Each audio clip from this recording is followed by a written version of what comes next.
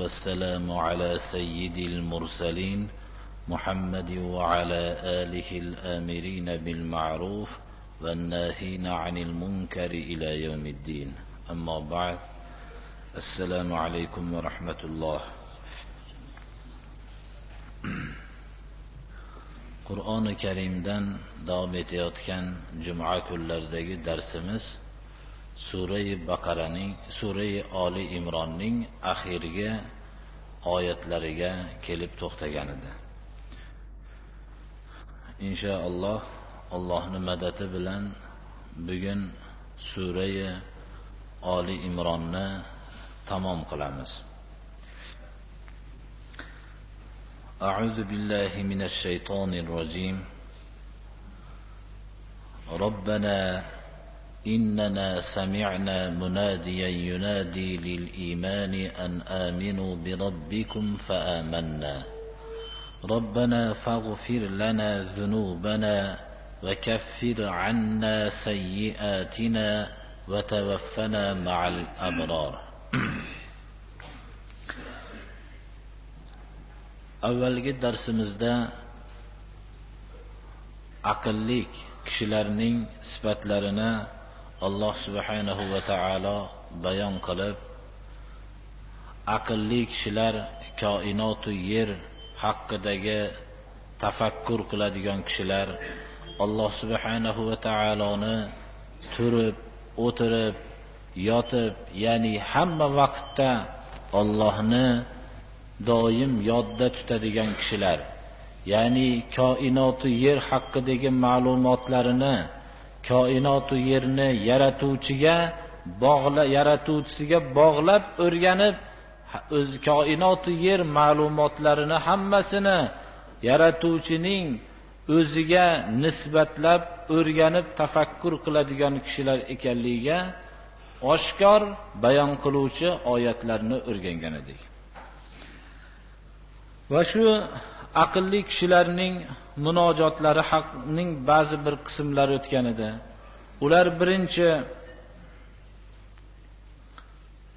koinoti yerni Alloh subhanahu va taolo buni abas, ya'ni ma'nosiz qilib yaratgan emas, hammasi hikmatni o'z ichiga oluvchi, koinoti yerdagi har bir narsa miqdor bilan, hisob bilan yaratilganligini shuning uchun ham aqlli kishilar koinot va yerdagi hamma mavjudotning yaratilishligini o'rganishganlardan keyin bu yaratilgan narsalar har biri hisob va o'lchov bilan bo'lganligini bilishganlardan keyin o'zlarining hayotlari ham hisoblik, o'lchovlik ekanliklarini bilishib, birinchi Alloh subhanahu va taologa qiladigan munojotlari Allohni ayibdan pok deb bilishib, subhanak, o'zlarini aybdor deb bilishib, avval Allohdan ne'matlarni so'rashlikdan ilgari butun vujudlari titrab, faqina azabannar, do'zax o'tidan bizlarni saqlagin deb munojat qiladigan sifatlarini bayon qilingan oyatlarni o'rgangandik. Va do'zaxga qaysi bir kishini Alloh kirgizgan bo'lsa, uni rasvo qilganligini belgisi, ya'ni do'zaxga olib boradigan hayot sharmandalik hayoti ekanligini va bunday o'zlariga zulm qilgan kishilarga endi qiyomat kunida hech qanday yordamchi bo'lmasligini bayon qiluvchi oyatlarni o'rgangan edik. Ular munojotlarida davom etishadilar. Ey Rabbimiz, biz iymonga chaqirayotgan chaqiruvchini eshitdik. Ya'ni Rasululloh sallallohu alayhi va sallam jarchilar, u kishi boshqa narsalarga bu jarchilik qilganlari yo'q, iymonga chaqirdilar. Iymonga chaqiradigan chaqiruvchini eshitdik. Iymonga chaqiradigan chaqiruvchilar faqat payg'ambarlar va payg'ambarlarning yo'liga ergashgan kishilardir. Yaratuvchiga bo'lgan ishonchga, iymon sifatiga faqat Alloh subhanahu va taolo tarafidan jo'natilgan payg'ambarlar va ularning yo'liga ergashgan kishilar shular chaqirishdilar. Tarixda doim shu yo'lga chaqirgan kishilar payg'ambarlar va payg'ambarlarning haqiqiy merosxo'rlari bo'lishdilar. Ammo boshqa chaqiruvchilarchi, dinsiz toifalar do'zaxga chaqirishadi kishilarni. Yo'inki maishatga g'arq bo'lganlar xalqlarning maishat yo'liga chaqirishadi. Xullas, payg'ambarlar faqat iymon yo'liga chaqirishdilar. Mana bu narsani lekin insonlar buni qadriga yetishmadi. Ana bu aqlli kishilar, Xudoyo biz iymonga chaqirayotgan chaqiruvchini eshitdik deb qadrlashadilar. Bizlar oshga chaqiruvchilarni, boshqa yo'llarga chaqiruvchilarni eshityapmiz, ammo haqiqiy iymonga chaqirayotgan jarchini eshitdik deb biz ham munojot qilyapmizmi, birodarlar? Jinlar ham butun hayotlarida yurishganlardan keyin uzoq johiliyat bosqichi, payg'ambarlar o'tmagan davr o'tgandan keyin Rasululloh sallallohu alayhi va sallamning sahar tong vaqtida tahajjud namozida Qur'on tilovat qilib turganligini eshitishib, mana biz Qur'onni eshitdik, mana shunday iymonga chaqirayotgan chaqiruvchini eshitdik deb jinlar ham bu chaqiruvning qadrlashdilar. Ana iymonga chaqirayotgan chaqiruvchini biz eshitdik. An aminu bi robbikum, bu jarchi jar qilardiki tarbiyat kunandiylarga iymon keltiringlar deb. Biz eshitdik-da fa amanna, iymon keltirdik ey Rabbimiz deb munojat qilishadilar aqlli kishilar. Va ular iymon keltirishganlardan keyin jarchiga iymon keltirganliklari bilan minnat qilishmaydi. Ular birinchi iymondan keyingi tashvishlari gunohlarining mag'firat qilinishini so'rashadilar. Robbana faghfir lana zunubana, ey Rabbimiz bizlarning gunohlarimizni mag'firat qilgin deyshadi. Va kaffir anna sayyiatina, bizlarning xatolarimizni o'zing kechirgin deb munojat qilishadi. Mufassir ulamolarning tafsir qilishlaricha zunub kalimasi aksar iste'molda gunohi kabiralarga, sayyiat kalimasi gunohi sag'iralarga iste'mol qilinadi. Ya'ni gunohi kabiralarimizni o'zing kechirgin va gunohi sag'iralarimizni kechirgin deb munojat qilishadilar. Va oxirgi vaqtda sodiq, haqiqiy kishilar safidan o'rin olishlikni Allohdan iltijo qilib so'rashadilarki, va tawaffana ma'al abror, haqiqiy o'zingni yo'lingda sodiq bo'lgan kishilar bilan birga bizlarni vafot toptirgin ana deyshadilar. O'zlarining hayotlarini avvalidagi holat bilan quvonishibgina qolmasdan, balki doim tashvishda bo'lishadilarki, oxirgi vaqtgacha shu amalda sodiq ketishlikdan. Mana hayotga bir nazar tashlasangiz, avvalgi hayotida pokiza bo'lgan kishilar Alloh saqlasin, oxirgi vaqtda haqiqiy yo'ldan burilib ketganlar juda son sanoqsizdir, birodarlar. Hayotda musulmonlar ko'pchilik bir jamoa bo'lib yashashadilarda, boshlariga biror bir musibat tushgandan keyin saflar bo'lina boshlaydi. Haqiqiy Allohning yo'lida sodiq qolgan kishilar bilan birga shu vafot topganlardan keyin shu o'rinlarda bo'lishlikni Allohga iltijo qilib so'rashadilar. Robbana va atina ma va'adtana ala rusulik va la tukhzina yawmal qiyamah innaka la tukhliful mi'ad. Ey Rabbimiz, Robbana va atina kalimasida Robbana kalimasidan keyin va otifa bilan va atina Allohga munojat qilib so'rayotgan fe'l keladi. Robbanadan keyin ya'ni ko'p narsalarni so'rashadilar va shun bilan birga payg'ambarlarga Alloh subhanahu va taolo va'da qilgan narsani berishlikni bizlarga ham bergin deb munojat qilishadilar. Alloh taolo payg'ambarlarga nima narsani va'da qilgan edi?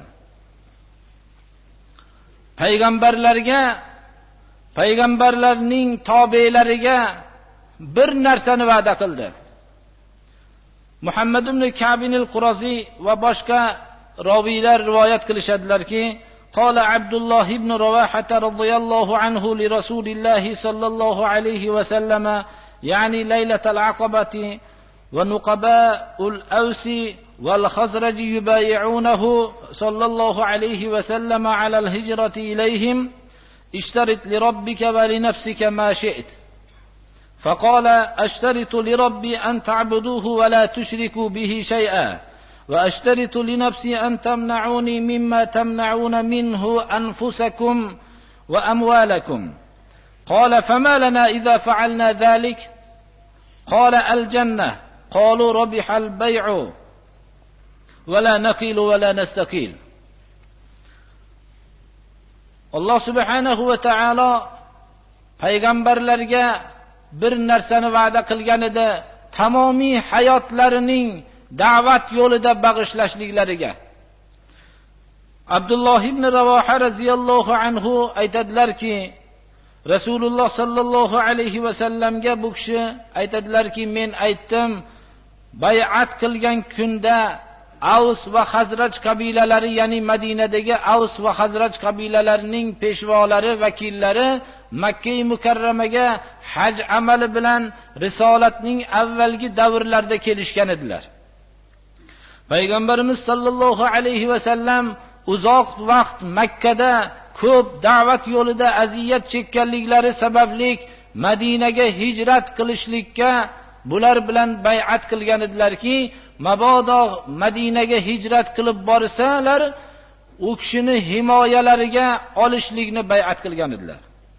Shunda Abdulloh ibn Ravoha bu vakillar nomidan turib aytdilarki, bu bay'atda Rabbingizga va o'zingizga bo'lgan shartlarni xohlaganingizni shart qiling dedilar. Shunda Rasululloh sallallohu alayhi va sallam aytdilarki, Rabbim uchun shart qilamanki, sizlar Rabbimni o'ziga ibodat qilasizlar, Rabbimga hech bir narsani sharik qilmaysizlar. O'zimga shart qilamanki, meni himoya qilasizlar, joniylarni va moliylarni qanday himoya qilgan bo'lsanglar dedilar. Shunda Abdulloh ibn Ravoha aytdilarki, bu ishlarni biz bajarsak bizga nima mukofot bo'ladi dedilar. Rasululloh sallallohu alayhi va sallam shunda, sizlar bu shartlarni bajarsanglar, shu islom g'olib bo'lganda sizlarni bu mansabga o'tkazaman demadilar. Sizlar hayotda yaxshi yashaysizlar demadilar.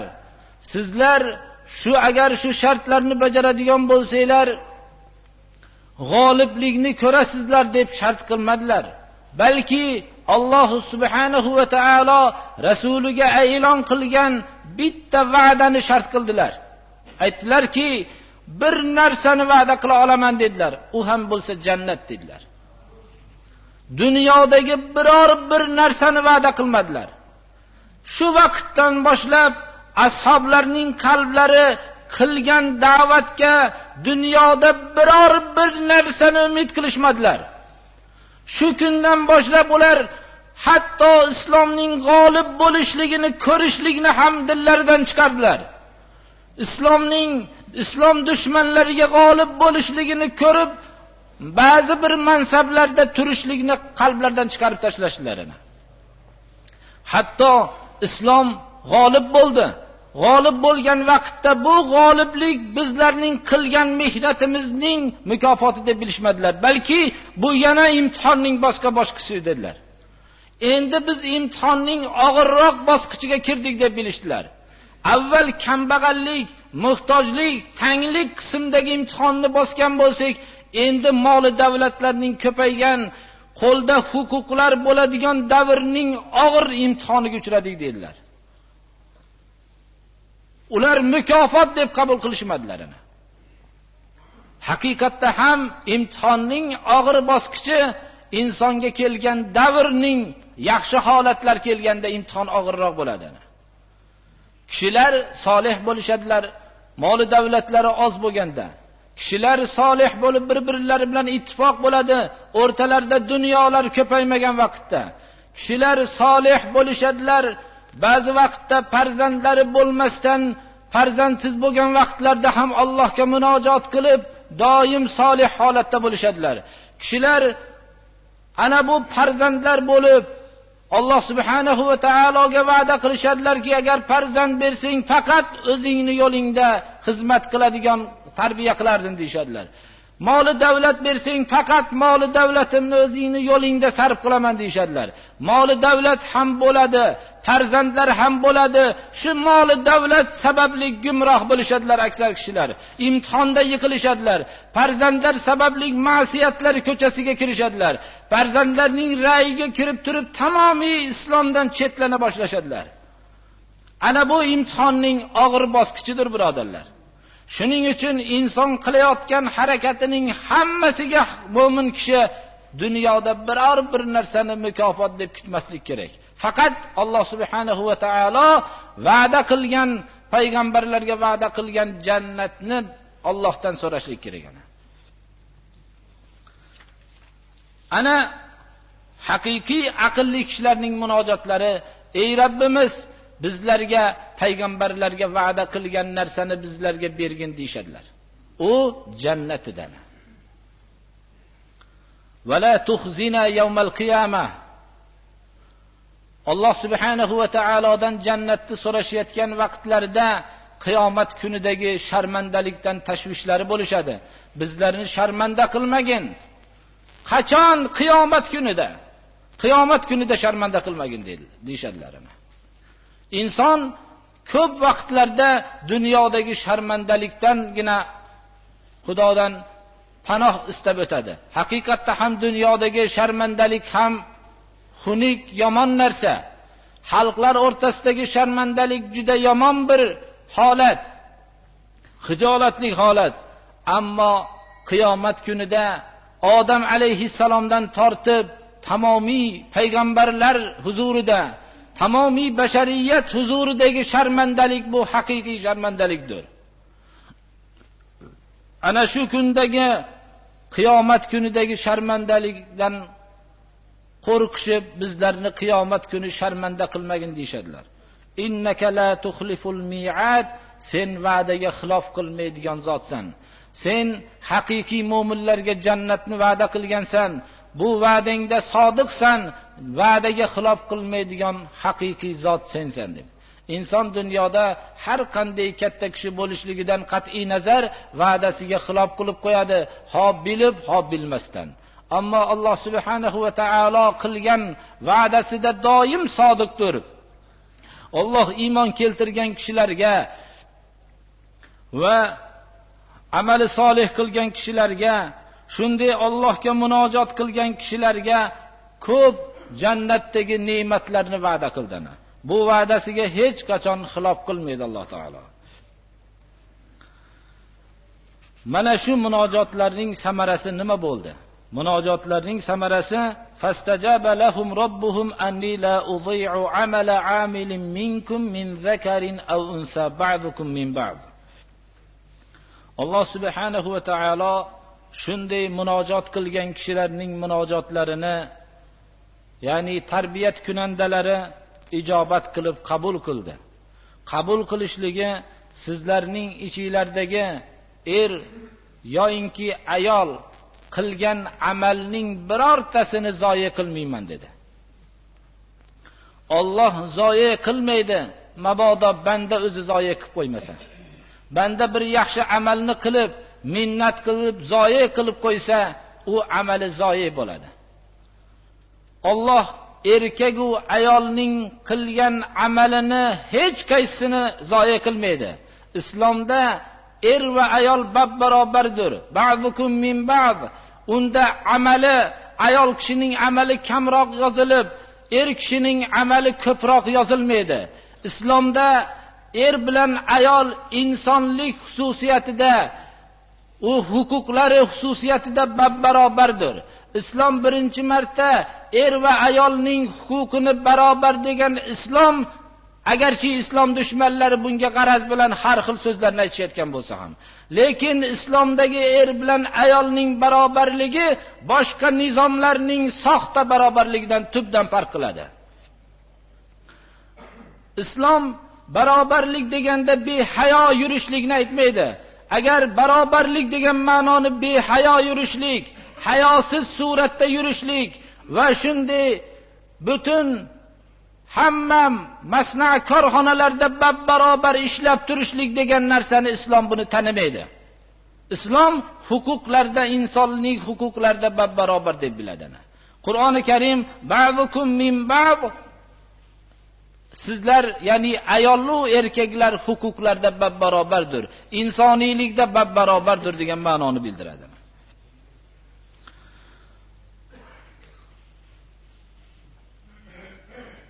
فالذين هاجروا وأخرجوا من ديارهم وأوذوا في سبيلي وقاتلوا وقتلوا لأكفرن عنهم سيئاتهم ولأدخلنهم جنات تجري من تحتها الأنهار ثوابا من عند الله والله عنده حسن الثواب. Allah subhanahu va taolo amal qiluvchilarning amalini zoya qilmayman deb ularning munojotlarini qabul qilgandan keyin amal qiluvchilarning qanday ahvollarga duchor bo'lishligini bayon qilyapti. Fallazina hajaru, bu oyat kalimalarni eshitgan kishilar, ashoblar boshlaridan o'tgan voqealarning oyatlaridan o'qishardilar. Hijrat qilgan kishilar, dini islomiy yo'lida vatanlaridan judo bo'lgan kishilar, aziyat tortib vatanlarini tashlab ketishlikka majbur bo'lgan kishilar, mana Makkadan hijrat qilgan kishilar, va ukhriju min diyarihim,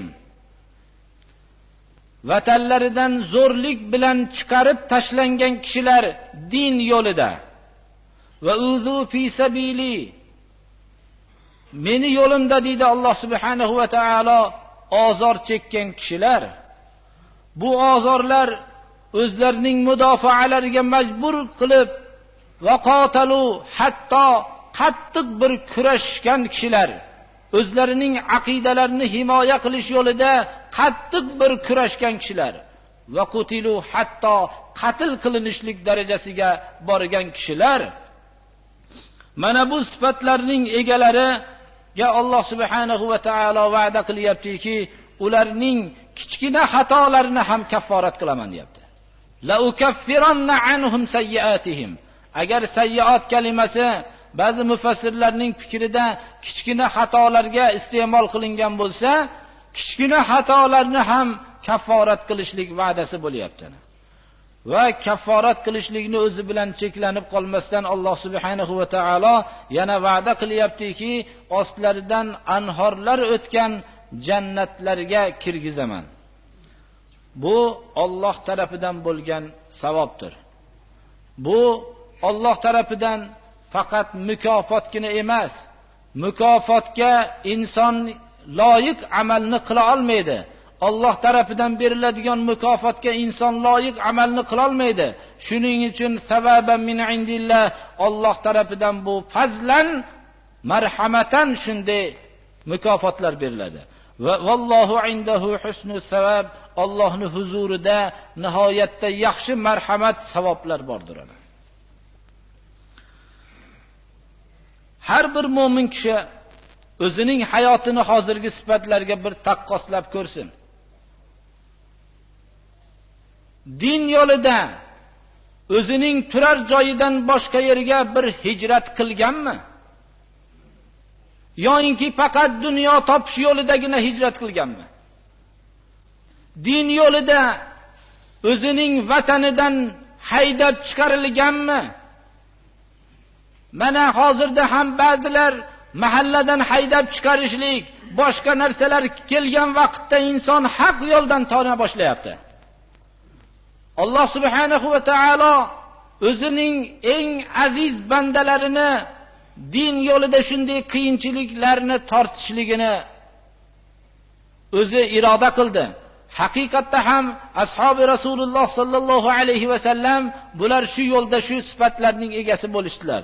Allohning yo'lida biror bir qiyinchilik chekkanmi, xoh chanqoqlik, xoh ochlikni, xoh biror bir dardman bo'lib qolib, shu Allohning yo'lida biror a'zosidan judo bo'lib qolganmi, yoki faqat dunyo yo'lida bo'lganmi?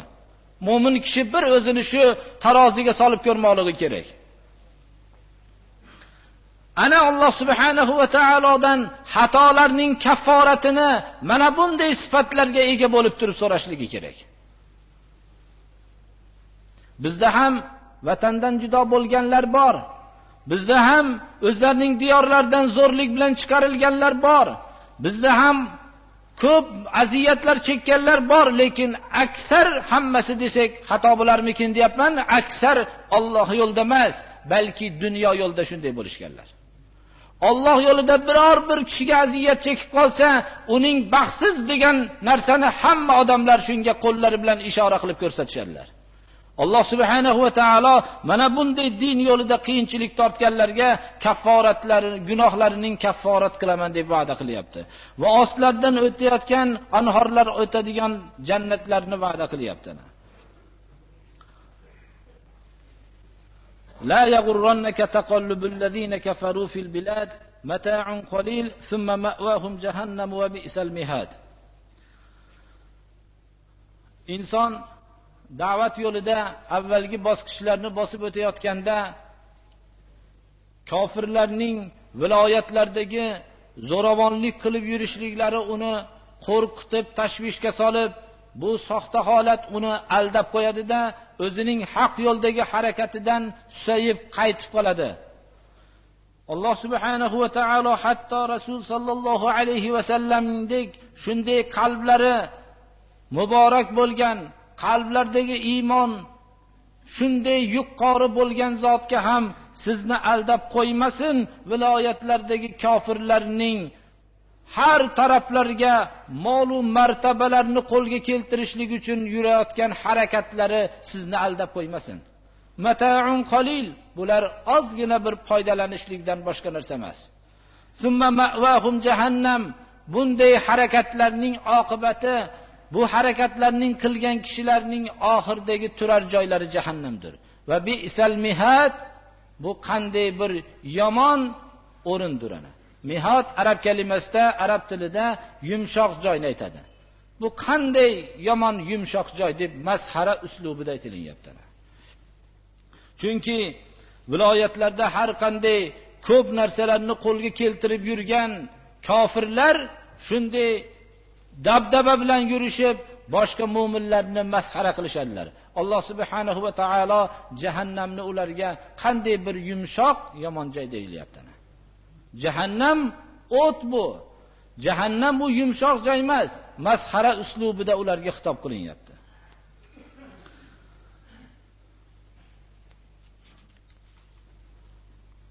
Lakin allazina ittaqaw robbahum lahum jannatun tajri min tahtiha al-anharu khalidina fiha nuzulan min indillah va ma indallohi khayrul lil abrar.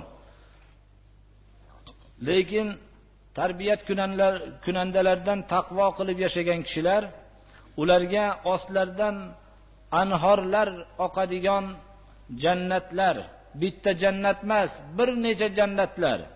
Bular bunday rohatda abadiy bo'lishadi. Bu Alloh tarafidan bularga ziyofatan shunday qilinadi. Allohning huzuridagi narsa shunday sodiq iymonlarida, solih amallarida sodiq turgan kishilarga yaxshidir mana. Allohning huzuridagi narsa yaxshidir. Sodiq kishilar dunyodagi bu qilayotgan amallariga, dunyodagi boshqa narsalarni umid qilib qolmasliklari kerak. Allohning huzuridagi narsa u iymon va amali solihlarda sodiq bo'lgan kishilarga yaxshidir.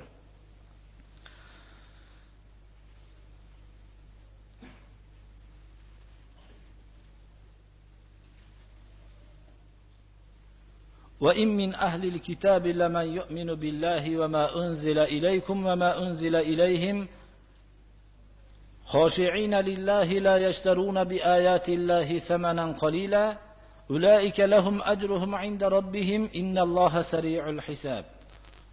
Ahli kitoblar ichida Allohga iymon keltirgan kishilar, sizlarga tushirilgan Qur'onga iymon keltiruvchi kishilar va o'zlariga tushirilgan Tavrot, Injil, Zaburlarga iymon keltirgan kishilar bordir deb Alloh subhanahu va taolo bayon qilyapti. Islom doim insof qiladi. Bir toifa islomga qarshi bo'lishligi bilan u toifaning ichidagi sof dil, haqiqiy insonlarni esdan chiqarib qo'ymaydi. Mana bu oyatda ahli kitoblar islomga qanchalik qarshilik qilishsalar ham Qur'oni Karim ularning ichidagi haqiqiy mu'minlarni esdan chiqarmayapti. Ahli kitoblarning ichida Allohga iymon keltirgan, o'zlariga sizlarga tushirilgan va o'zlariga tushirilgan muqaddas ilohiy kitoblarga iymon keltirgan kishilar bor. Ular Allohga doim tazarru qilishadilar. Ibodatlarida tazarru qilishadi va Allohning oyatlarini ozgina pulga sotishmaydi ular. Allohning oyatlarini ozgina pulga sotishib, o'zlarining haq yo'llaridan voz kechishmaydi. Har qancha katta martabalardan mahrum bo'lsalar ham Allohning oyatlarini o'zgartirmasdan to'g'ri bayon qilishadi. Abdulloh ibn Salom va boshqalarga o'xshagan. Abdulloh ibn Salom Yahudiylar ichidagi eng hurmatli kishilardan edi, raziyallohu anhu. Bu kishi har qancha hurmatlari bo'lsa ham Rasululloh sallallohu alayhi va sallamning haq payg'ambar ekanliklarini ko'rganlardan keyin hamma martabalardan mahrum bo'lsalar ham u kishiga iymon keltirib, mana bu haqiqiy mu'minlar safidan o'rin oldilar. Va qiyomatgacha Abdulloh ibn Salomning hurmatini butun musulmonlar bu kishi saqlab hurmat bilan tilga olishadigan bo'ldilar. Alloh subhanahu va taolo ozchilik bo'lsa ham bularning haqqidagi insofni islom esdan chiqarmasdan mana bayon qilyapti. Qur'onda ularni yod qilyapti insofliklarini. Ular Allohning oyatlarini oz pulga sotmasligini bayon qilyaptiki, insonning gumroh bo'lishligi Allohning oyatlarini sotishlikka joylashgandir, birodarlar. Inson Allohning oyatlarini ozgina pulga, yer yuzining hammasi berilgan bo'lsa ham oz puldir u. Ana bu oz pulga sotishlikdan gumrohlik vujudga keladi. Qur'oni Karim ularning maqtash sifatlarini maqtash bayonida ular Allohning oyatlarini oz pulga sotmaydi deb bayon qilyapti. Ulaika lahum ajruhum 'inda robbihim. Bular o'zlarining qilgan amallariga va hech bir mukofot umid qilmasdan dunyoda faqat oxiratdagi mukofotni umid qilib yashashgan edi. Ular Allohning oyatlarini oz pulga sotishmagan edi. Shuning uchun ularga Alloh subhanahu va taolo shunday haq yo'lda barqaror bo'lishligini tarbiya bergan zotning huzurida ularning mukofotlari saqlanib turadi. Innalloha sari'ul hisab. Allohning hisobi tezdir juda. Alloh hisobni tez qiladi. Mana bu oyatda har bir kishi o'zining da'vatiga xolis da'vat qilishlikka targ'ib joylashgandir, birodarlar. Mana mukofotini oxiratdan umid qilib shu da'vatni qilishlikka, odatlanishlikka o'rganmoqligimiz kerak. Lekin bu da'vat yo'lidagi kurash osonlik bilan bo'lmaydi. Alloh subhanahu va taolo shuning uchun iymon keltirgan kishilarning o'zlarining yo'llarida barqaror bo'lishliklari uchun sabr qilishlikka chaqiryapti. Ya ayyuhallazina amanu sabiru va sabiru va rabitu vattaqulloha la'allakum tuflihun. Ey iymon keltirgan kishilar, mana Qur'oni Karimda Alloh subhanahu va taolo tarafidan biz chaqirilishlikka sazovor bo'ldik. Nima sifatimiz bilan? Biz turgan jasadlarimizning chiroyliligi bilan emas, bizning imoratlarimizning ko'pligi bilan emas, mol davlatlarimizning ko'pligi bilan emas, farzandlarimizning ko'p bo'lishligi bilan emas, bizlar biror bir martabalik bo'lganligimiz bilan emas, yo oq tanlik bo'lganligimiz uchun emas, yoinki biror bir irq nasabga mansub bo'lganligimiz uchun Alloh subhanahu va taolo tarafidan chaqirilishlikka sazovor bo'lganimiz yo'q.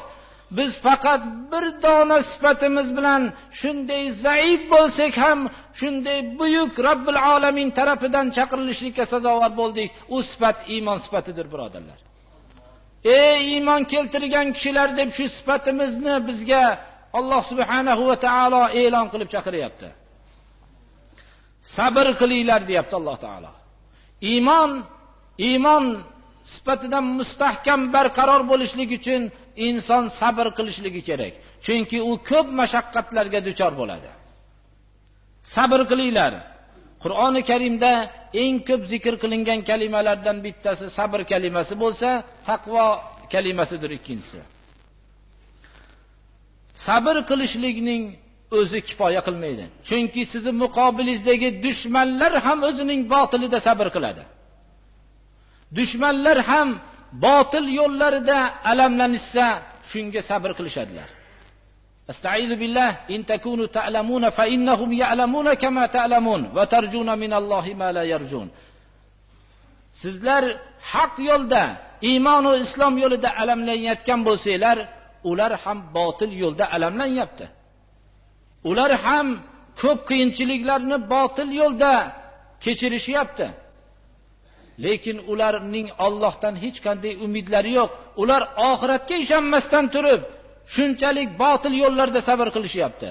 Sizlar bo'lsa Allohdan kofirlar umid qilmagan umidlarni qilyapsizlar. Haqiqatda mu'minlar oxiratdagi jannatni umid qilishadilar.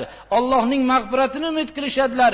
Ular botil tuproqqa aylanib chirib yo'qib ketadi degan ahli botillar o'zlarining botillarda sabr qilsa, sizlar Allohdan shuncha umid qilayotgan kishilar haq yo'lda sabr qilishinglar loyiq emasmi degan mana oyatlar bor Qur'onda. Sabr qilinglar va dushmanlar bilan sabrlashinglarki, sizlarning sabringlar haq yo'ldagi sabringlar dushmanlarning botil yo'ldagi sabrdan ko'proq bo'lsin. Va robitu, o'zinglarni din yo'liga bog'laylar. Ya'ni tamomiy vaqtning hammasini Alloh subhanahu va taoloning yo'lida bog'lashlikka ham inson muhtoj bo'lib qoladi. Bismillahirrohmanirrohim. Ribatu yawmin va laylatin khayrun minad dunya va ma fiha.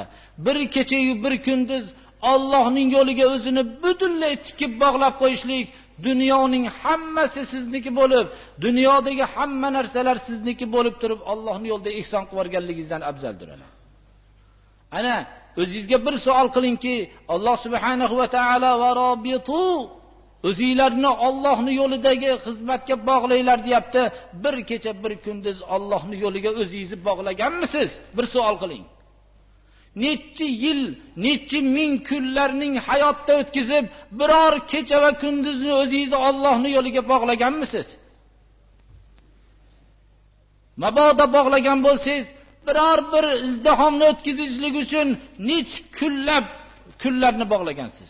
Dunyo topishlik uchun butun umringizni bog'lagansiz. Ammo faqat Allohning rizosi uchun bir kecha va bir kunduz o'zingizni bog'laganmisiz? Alloh subhanahu va taolo, ey iymon keltirgan kishilar, sabr qilinglar va sabrlashinglarki, dushmanlarning botildagi sabridan sizlarning haq yo'ldagi sabringlar ortiqroq bo'lsin. Va robitu, ba'zi vaqtlarda tamomiy vaqtinglarni Allohning yo'liga bog'langlar. Vattaqulloha la'allakum tuflihun. Allohdan qo'rqinglar. Kishilarda hammasidan so'rasangiz, men ham sabr qilyapman deydi. Men dushmanimni qilayotgan sabrdan ko'ra ko'proq sabr qilyapman deydi. Men ham Allohning yo'liga o'zimni bog'layapman deb aytaveradi. Lekin bu haqiqatda shunday qilyaptimi? Haqiqatda bunday qilmayaptimi? Buni masalaning taqvo hal qiladi. Shuning uchun vattaqulloh, har bir narsada Allohdan qo'rqinglar. La'allakum tuflihun, shunda shoyat sizlar najot topgaysizlar. Alloh subhanahu va taolo Sura Ali Imronni oxirini najot kalimasi bilan tamomladiki, Ali Imron oilasi Sura Ali Imronda zikr qilingan xususan Maryam bu va hamda Iso alayhissalom o'g'illari, bu kishilar Imron oilasidan, bular dunyoda tuhmatdan ham najot topishdilar Alloh subhanahu va taoloning himoyasi bilan, va bular hayotda ham najot topishdilar. Mana Sura Ali Imronda najot topgan Imron oilasini zikr qilindi va Sura Ali Imronning oxiri ham najot kalimasi bilan tugadi mana.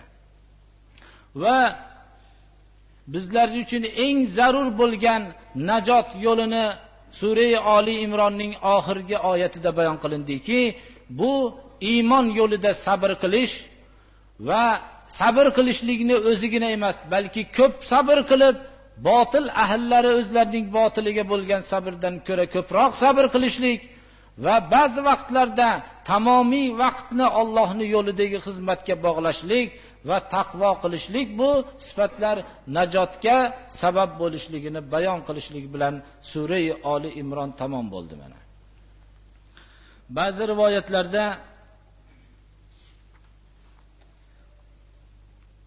Oysha Siddiqa radhiyallohu anhodan rivoyat qilinganda Rasululloh sallallohu alayhi va sallamning ahvollaridan eng ajoyib bir ahvolni aytib bersiz deb savol qilinganda, bu kishi yig'ladilar va aytdilarki, u kishining ishlari hammasi ajoyib edi. Ammo bir kechada men u kishiga juda yaqin o'tirgan vaqtimda, shunda bu kishi Rabb taologa ibodat qila boshladilar va men aytdimki, shunda Rabb taologa ibodat qilib ko'p yig'laganliklariga rahmim kelib, shu kishiga tasalli beradigan so'zlarni ba'zisini aytdim dedilar. Shunda tahorat qilib namoz o'qidilarda yig'ladilar, soqollari uyib ketdi. Keyin sajda qildilar, hatto yer ham uyidi. Keyin yonlari bilan yotdilar. Bilal Habashi radhiyallohu anhu bomdod namoziga subhga vaqti bo'lganligida azon aytdilar. Va aytdilarki, shunda yig'layotganliklarini ko'rib, "Ya Rasululloh, nimaga yig'layapsiz?" deb Bilal Habashi so'radilar. Aytdilarki, sizni gunohlaringizni o'tganlari-yu, kelajakdagi hammasini Alloh mag'firat qildi, nimaga yig'layapsiz deganlarda aytdilarki, "Vay haka ya Bilal, va ma yamna'uni an abkiya va qad anzalallohu alayya fi hadhihi al-layla asta'idu billah inna fi khalqis samawati wal ard." Al-ayat. Thumma qala waylun liman qara'aha va lam yatafakkar fiha. Aytdilarki, ey Bilal dedilar, meni yig'lashdan, bu yig'lashimdan to'xtatolmayotgan narsa shuki bugungi kechada inna fi xalqis samawati val ard oyati nozil bo'ldi dedilar. Shundagi holat, shu oyatlarni o'qib fikr qilmagan odamning holiga voy dedilar. Ana shunga yig'layapman dedilar. Bu oyatning munojotlarini bu yerdagi Alloh subhanahu va taologa yolborib qilayotgan haqiqiy aqlli kishilarning mana shu munojotlarning har bir kalimasini bir fikr qilmagan odamning holiga voy haqiqatda. Mana biz shu darsni o'qib o'rgandik mana. Hatto Oysha Siddiqa onamiz shu oyat nozil bo'lgandagi Rasululloh sallallohu alayhi va sallamning holatlaridagi o'zgarishni ko'rib, mening hayotimda eng ko'rgan narsalarimning bu zotdan ajoyibi shu dedilar. Ana Qur'onni o'qib fikrlamagan odamning holiga voy bo'lsin dedilar. Shuning uchun ham mana bir sura Baqara va sura Ali Imronni alhamdulillahi robbil alamin Qur'oni Karimdagi eng katta suralarning ikkitasini bir qisqacha bo'lsa ham Alloh qodir qilguncha bir tafsir qilib aytgan bo'ldik. Mana bu oyatlarni fikrlab, shularni tilovat qilishlikka o'rganishliklari maqsadida shu ishni qildik birodarlar. Bir bu darslarning xoh biz qo'limizdan kelgancha bayon qilyapmiz, ammo bu bayonlarni qo'llardan kelganligicha tafakkur qilib, shuni o'ylab olishlik bu musulmon birodarlarning o'zlarining fikrlariga bog'liq bo'lib qoldi. Bu darsni biz o'zimizni tilimiz bilan aytishimiz bir g'alatiroq ko'rinayotgan bo'lsa ham shu darslarni bir g'animat bilmoqligimiz kerak birodarlar buni. Bu dars umumiy suratda qilib aytilyapti.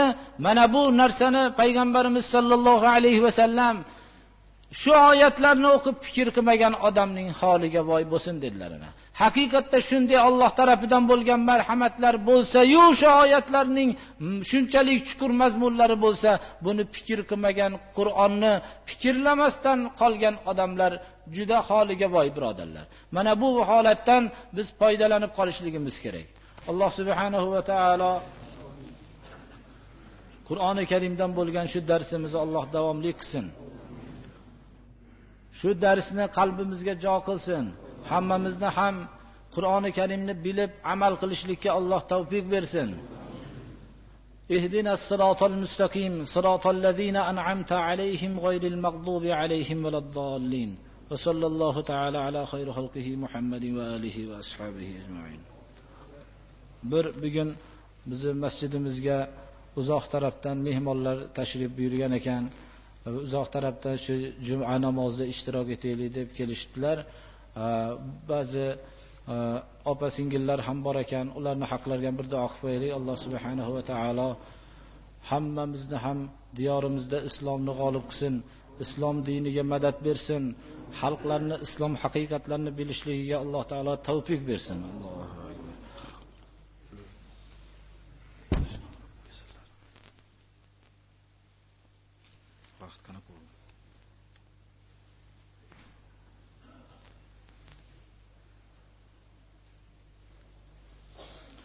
Bu yerda birodarlar ba'zi savollar berilibdi. Bu savollarga javob ko'p berildi. Shaxsiy masalalar bitta kishilar bo'lsa, buncha katta jamoani qaratib turishlik bo'lmaydi. O'z shaxsiy masala savollarni shaxsiy holatda o'zi kirib so'rashliklari kerak. Ba'zi kishilar o'zlarining oilaviy ba'zi holatlarini ko'p shikoyat qilishligini odat qilishib oldi. Birodarlar, oilaviy xatolarning ko'piga shu oiladagi kishilar sabab bo'ladi. Uni tuzatishlik shu oiladagi odamlar islomni bilishligi bilan tuzaladi. Bu minbardan turib bir marta aytib qo'yilgan so'zlarni ular o'nglanishmaydi hech qachon.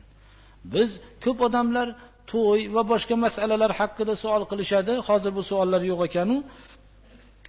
U to'y bo'ladigan kuni masala so'rashlik bilan hal bo'lmaydi.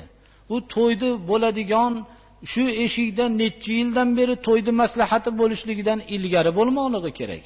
Avval farzandlarining mast qiluvchi ichimliklarni ichmaydigan qilib tarbiya qilishlik kerak. Bularni islom ruhi bilan ularning qalblarini singdirishlik kerak. Keyin ko'ringchi, qani shu yerda bir mast qiluvchi ichimlikni olib kelamiz deb to'palang bo'ladimi shu eshikda yo bo'lmaydimi? U haqda mutlaqo gap ham bo'lmaydi. Mana islomni yaxshi tushungan kishilarning oilalarida qaralib ko'rilsa, islomni tushungan oilalarda bunaqa suhbatlar ham bo'lmaydi hatto. To'yni qilamizmi degan maslahatlar ham bo'lmaydi. Misol bir kishi shunday bo'ladigan bo'lsa, bu narsalar hammasi islomni tushunmaslikdan kelib chiqadi. Buning davosi unga bevosita javob berishlik bo'lmaydi. Islom yo'lida tarbiya qilishlik bilan bo'ladi. Ba'zi kishilar bu munosabatni qilsa bo'ladimi, u munosabatni qilsa bo'ladimi deydi. Islomdagi to'y, nikoh to'yi shuni bildiradiki, kuyov tarafidan, kelin tarafidan bag'ishlash, kuyov tarafidan qabul qilish va shu ikkita guvoh asosida bir kishining nikohi bilan to'y tamom bo'ldi. To'y tugadi. Endi to'y haqida boshqa masala bo'lishligi kerak emas. Endi bir odam shu mahrini berishlik aytadi. Bu mahr degan narsa, bu kuyovga beriladigan narsa emas bu. Bu mahr degan narsani kelin oladigan narsa. Hozirgi bo'lsa o'g'il bolalar ham mahr oladigan bo'lib ketdi mana. Mana bu narsani biz o'ylashimiz kerakki, bir odam aytsaki, mahrini berdi kelinga. Endi bir odam kuyovini bir hurmat qilib turib, shunga bir sovg'a salom beraman degan bo'lsa, bersa beraversin. Buni haqda biz buni hadib bahs qilib, buni bir qalbga solaman deb ko'rishimiz to'g'ri kelmaydi. Islomni tushungan oilalarda bunaqa savollar bo'lmaydi. Bizni asli kasalimiz islomni bilmaganligimizdan kelib chiqadi. Mana bu narsani bilishlik kerak. Lekin masala so'rashlik, u hamma ishni qilib olib, uyda mutlaqo islom yo'q. Xuddi bu masalalar shunga o'xshaydiki, namoz o'qimaydi, roza tutmaydi, doim ishi aroq ichishlik va kashandalik, uylanganu 5 ta farzandi bo'lgandan keyin 3 taloq qilib qo'ydim, nima bo'ladi deb islomni masxara qilib savol qilib kelishadi. Islom unga shu vaqtgacha 5 ta farzandli bo'lguncha kerak bo'lgan emas. Faqat xotini bilan ajrashgan kunda unga islom kerak bo'lib qolgan. Bo'lib ham uni butun hayoti islomga zid bo'lgan hayoti bu narsalarni bunaqa qilib so'rab kelganda ahli ilmlar bunga javob berishlikdan hazar qilmoqlari kerak. Bizni islomni masxara qilmasdan jil bu yerdan deyish kerak. Ana bu islom kerak bo'ladigan bo'lsa, islom tug'ilganidan boshlab hayotining oxirigacha kerak bo'ladi. Islomsiz hayotni tasavvur qila olmaydi mo'min kishi. Har bir amalini islomga muvofiq qilib yashaydi. Ba'zilar islomning qalbida bo'lsa bo'ldi-yu, tashqarida bo'lishligini xohlamaydi. Ya'ni tashqarida ayollari hayosiz yursa ham unga kerak emas islom. U tashqaridagi ishlarga hech islom aralashmasa-yu, faqat qalbida bo'lishligini xohlaydi. Mana bu narsalar, bu ko'p savollarning kelib chiqishligi biz iyyaka na'budu va iyyaka nasta'in, o'zinggagina ibodat qilamiz, sendangina madad so'raymiz degandan keyin bitta tosh tosib olib bundan madad so'rasak, bu bitta narsani uyimizga kalla suvagini osib qo'yib, biz uyimizni himoya qilib turadigan shu hayvonni, qo'yni yo echkini kallasi saqlab beradi deb qo'yib qo'ysak, yo bu narsalar bizni saqlaydi desak, biz islomni tushunmaganlikdan bizdan so'ralmasinki, bu kallani osib qo'ysa bo'ladimi, bo'lmaydimi deb. Bu islomni tushungan bu kishilar bu narsani mutlaqo qilmaydi. U kallani yaxshi so'yib yeydi, suvagini egasiga beradi, itga beradi, topshirib beradi ana. Bu narsalarni savol qilmaydi hech kim. Echkini kallasini so'yib, uni go'shtidan foydalanadi-da, suvagini egasiga beradi. Isiriq bo'lsa, uni tutatib uylarni xushbo'y qilib foydalanadi. Islomni tushunmaslikdan mana shunday savollar paydo bo'ladi. Islomni mukammal tushungan kishida bunaqa savollar bo'lmaydi, mayda-chuyda savollar. U islomning da'vatni ta'sir qildirishlik. Shuni ham bilaylikki, bir kishini bir kunda musulmon qilib, komil qilib ham tarbiyalab bo'lmaydi. Uning bitadan uni xatolarini ogohlantirib, xatolarni tuzatishlik, islomni tushuntirishlik yo'li bilan bo'ladi. Alloh subhanahu va taolo hammamizni ham haqiqat yo'lida barqaror qilsin. Islomiy fikrlarni tushunishlikka Alloh o'zi tavfiq bersin. Alhamdulillahillazi lahu ma fis samawati va ma fil ardi va lahul hamdu fil akhirah va huval hakimul khabir. أحمده سبحانه على ما أولاه وأسداه من الإنعام والإكرام والخير الكثير. وأشهد أن لا إله إلا الله وحده لا شريك له ولا ولد ولا ظهير. وأشهد أن محمدا عبده ورسوله السراج المنير والبشير النذير. اللهم صل على عبدك ورسولك محمد وعلى آله وأصحابه ومن على سبيله إلى الله يسير. وسلم تسليما كثيرا. أعوذ بالله من الشيطان الرجيم. إن الله يأمر بالعدل والإحسان وإيتاء ذي القربى وينهى عن الفحشاء والمنكر والبغي يعظكم لعلكم تذكرون. بارك الله لي ولكم في القرآن العظيم ونفعني وإياكم بما فيه من الآيات والذكر الحكيم إنه هو الغفور الرحيم. اللهم تقبل منا هذه الصلاة واعف عنا مع جميع نقصاناتها بفضلك وكرمك يا أكرم الأكرمين ويا أرحم الراحمين. اللهم أحسن عاقبتنا في الأمور كلها وأجرنا من خزي الدنيا وعذاب الآخرة. اللهم استرنا بسترك الجميل. اللهم إنا نعوذ بك من الكفر والفقر والجبن والكسل ومن فتنة المحيا ومن فتنة الممات من فتنة المسيح الدجال ومن فتنة عذاب القبر وأن نرد إلى أرذل العمر. وصلى الله تعالى على خير خلقه محمد وآله وأصحابه أجمعين الطاهرين الطيبين وارحمنا واحشرنا معهم رحمتك يا أرحم تعالى. Günahlarımızı mağfiret kılsın, ibadetlerimizi kabul kılsın. Ahli İslamlarının Parvardigara, ahli hakikatlarının işi Allah daimi rivoj bersin.